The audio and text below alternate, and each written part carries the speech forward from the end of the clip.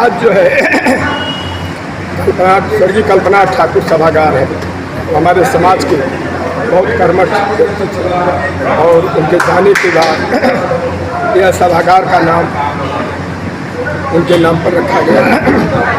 आज हमारे समाज का होली मिलन समारोह जिसमें हम लोगों ने समाज को एकजुट होने के लिए प्रेरित किया है और उनको शिक्षित होना, इसलिए कि आज हमारा समाज ज़मीन पर आ गया है। 70-72 साल की आज़ादी के बाद इस मुल्क का, हमारे समाज का कोई आदमी उत्तर प्रदेश की विधानसभा और पार्लियामेंट में नहीं पहुंचा।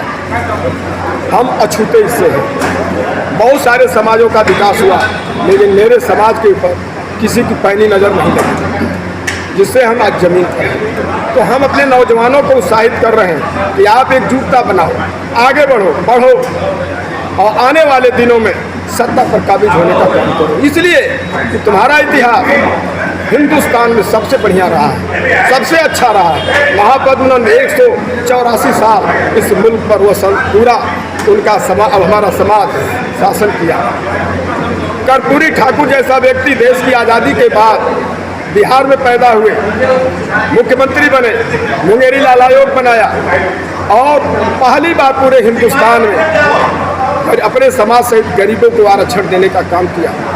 27% आरक्षण दिया, बंटवारा करके एनेक्सर 1, एनेक्सर 2, एनेक्सर 1 वे जातियाँ जो अति पिछड़ी जातियाँ, एनेक्सर 2 में वे जातियाँ जो पिछड़ों में संपन्न है, सबको आरक्षण दिया। महिलाओं को 3% आरक्षण दिया।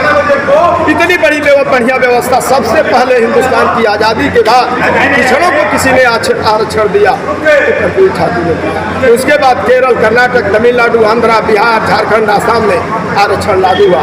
वहाँ आरक्षण का क्रम अलग अलग था। जैसे तब तमिलनाडु में 69% आरक्षण मिलता है। हर जगह अलग अलग अपने सिस्टम से, अपनी आबादी के हिसाब से उन्होंने आरक्षण दिया। तो हम लोग चाहते हैं कि आरक्षण उत्तर प्रदेश में लागू नहीं है। उत्तर प्रदेश में हमारा समाज विधानसभा तक नहीं पहुंच पा रहा है, कोई चुनाव नहीं जीत पा रहा है। तो हमारी स्थिति सबसे दयनीय है। इसलिए मैं आज होली समारोह में मैंने इस सारे लोगों के लिए कहा कि आप सारे लोग एकजुट हो और आगे बढ़ने का काम करो। इसलिए आने वाला भविष्य तुम्हारा मैं देख रहा हूँ है, ये समय लगेगा। तो साथियों, मैं समाज बहुत बुरी तरह से दबा दिया गया है और आबादी की बात करते हैं तो बहुत कम आबादी के लोग बहुत शीर्ष पर चढ़े जाते हैं। हमको जब कहीं हमारा साथी जाकर किसी पार्टी में टिकट मांगता है तो लोग कहते तुम्हारी आबादी कितनी है। उसकी योग्यता नहीं दी जाती, उसकी क्षमता नहीं देखी जा रही है, उससे जाति आधार पर उसका टिकट काट दिया जाता है। इसके शिकार हमारा समाज है, इसलिए आगे नहीं बढ़ पा रहा। इस कार्यक्रम के द्वारा क्या संदेश देंगे आप? इस कार्यक्रम के द्वारा क्या संदेश? मैं यही संदेश दूंगा कि एकजुटता बनाओ, एकता बनाओ। अगर आप मजबूत रहोगे तो तुम्हारे पर कातिलाना हमला नहीं होगा। अभी बलिया में हमला हुआ है, तुम्हारे समाज के साथ जगह जगह हमला हो रहा है तो दांत लोग उस पर हमला कर रहे हैं। तुम्हारी एकता बनी रहेगी, एकजुटता बनी रहेगी, संघर्ष तुम्हारे अंदर रहेगा तो हमारे समाज के ऊपर कोई कातिलाना हमला नहीं करेगा। नंद जी जो है स्वयं सहायता समूह आपने ही बनाया, उसकी संरचना आपने किया। अध्यक्ष तो भाई सोचन भाई उसके हैं, जिला अध्यक्ष, लेकिन संरचना आपने किया। आपके अंदर वो क्षमता है कि वो पूरे जिले को संभाल सकते हैं। इसलिए उनकी क्षमता को देखते हुए, उनकी योग्यता को देखते हुए और लोगों में उनकी पैठ को देखते हुए हम लोगों ने निर्णय लिया कि आपको कल्पना जी के जाने के बाद यह पद आप जरूर ग्रहण करिए और इसको निर्वहन करिए, जिससे समाज आगे बढ़े और एकजुट हो जाए। आज उसका पूरे सदन में मैंने उसको पास करा दिया, बनाया तो गया। कमेटी के सारे साथियों ने बनाया, प्रस्ताव रखा और उसका अनुमोदन जो है पूरा समाज आज कर लिया है। स्वाभाविक सी बात है, किसी को बढ़िया पद मिलता है तो अच्छा ही लगता है, लेकिन उसके पीछे भी कुछ जो है काटो मारा काज है, उसके साथ वो भी मिलता है, जिम्मेदारियाँ भी मिलती हैं।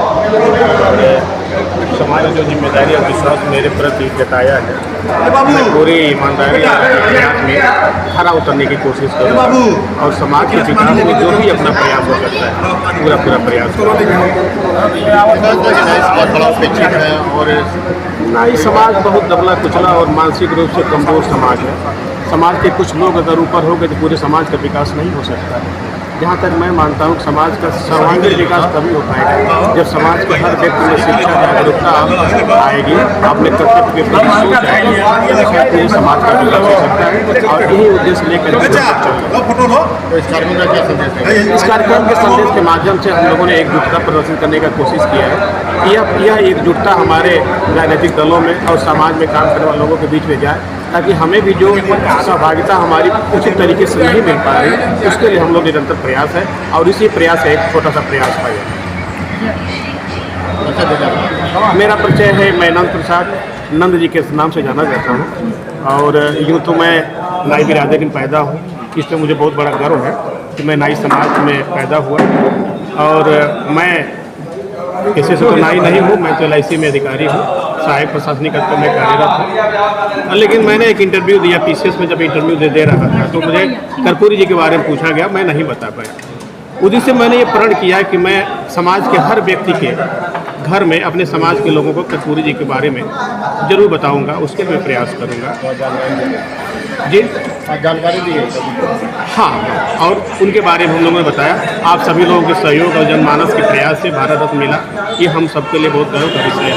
और एक छोटा सा प्रयास हम लोग 9 जिले में कर रहे हैं कि उनके नाम से कोई एक नामकरण हो जाए, ताकि समाज के अंदर एक गौरवान्वित भावना आए, जो हीन भावना धीरे धीरे हमारे अंदर से कमी हो।